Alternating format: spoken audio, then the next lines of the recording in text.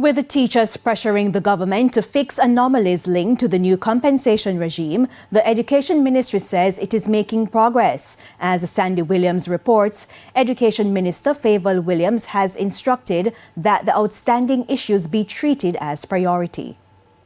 Since the signing of the new compensation package, the Jamaica Teachers Association (JTA) and the government have been at odds over discrepancies in some of the salaries of teachers.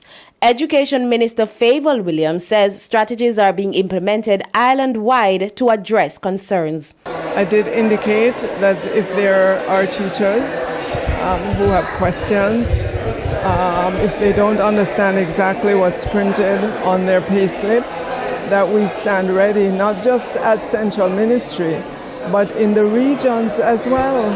There has always been a line of communication.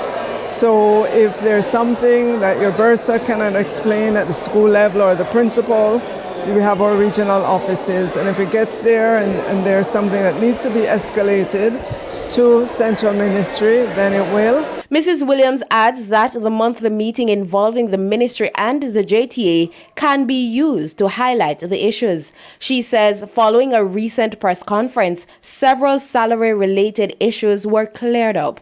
Mrs. Williams explains it's difficult to solve all anomalies at once, but she has instructed they be dealt with as priority.